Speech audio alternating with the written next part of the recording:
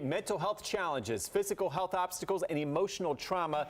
These are all real things that many of our nation's veterans deal with every day. Yeah, but luckily there are programs available to help, and I actually caught up with Dr. Erins Fletcher. She's the director of Wounded Warrior Project's Warrior Care Network, and Tanya, a veteran who is living with PTSD. They discuss some of the challenges veterans are facing once they return home.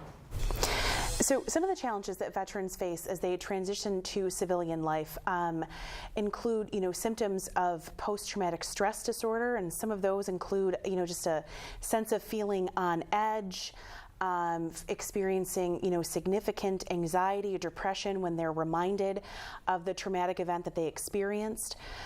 Isolation and feeling disconnected are two other, common experiences for those that are transitioning back into civilian life.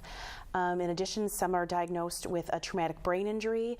Some have co-occurring substance use disorders that, again, just really make it difficult to successfully thrive in their communities. And so, Erin, what is Warrior Care Network, and why is it so effective in helping veterans?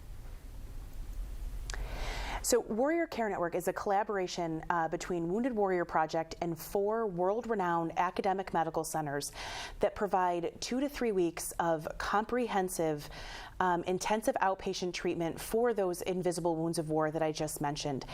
And this treatment is so successful because it's comprehensive. It doesn't take a cookie-cutter approach to treatment. It's really looking to identify the unique needs of each individual that participates and tailor those interventions to match those needs. Further, this treatment is completed in a cohort model, and that means that veterans go through this program in a group surrounded by other individuals that have shared similar experiences. And we know that having that sense of connection and feeling understood and supported is incredibly important to the healing process. Yeah, and that sense of camaraderie as well that I think a lot of people lose when they get out of the military. Absolutely. So Tanya, can you share your experience with the Wounded Warrior Project and how the Warrior Care Network has helped you?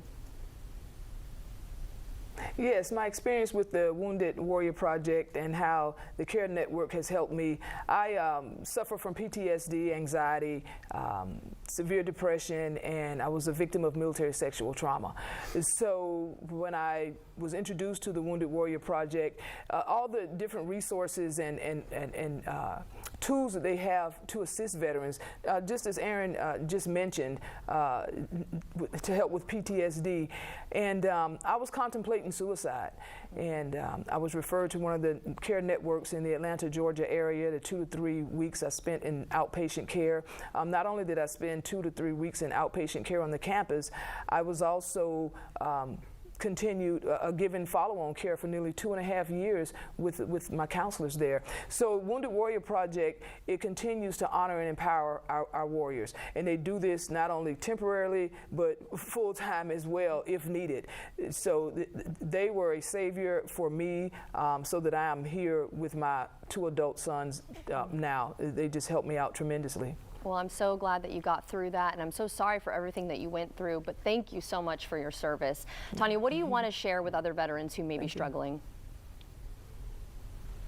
Yeah, what I would like to share with other veterans who are struggling, and Erin mentioned it, to let them know that they are not alone. I know it feels like that. I too felt the same way. I was embarrassed. I was scared. I didn't think, I thought what would people think about me, that I would be weak if I reached out and asked for help. Because we're so used to taking care of others, and serving and taking care of America's sons and daughters, that we kind of forget about ourselves. But we too are important, and Wounded Warrior Project reminds us of that by providing us with the resources like Care Network. And I'm just proud to be a part of that. And I just want veterans to know, our warriors to know, the first thing you have to do is step out and ask for help. And if they do that, the help is out there. There are people and organizations, Wounded Warrior Project, who are willing, able, and ready to help us. Yeah, that's wonderful. Erin, there was a $25 million investment. How is that going to help improve the treatment that veterans will receive in this program? So this $25 million investment into the Warrior Care Network is really going to help address and treat individuals who are experiencing post-traumatic stress disorder while also experiencing a substance use disorder and or a traumatic brain injury. And oftentimes each of those experiences are treated separately, which can kind of prolong the healing process. Substance use in particular is often a barrier to post-traumatic stress care, and this investment is going to foster the level of innovation needed to successfully treat these disorders at the same time and really move along that healing process. Well, thank you both so much for your time today. Where can we go for more information?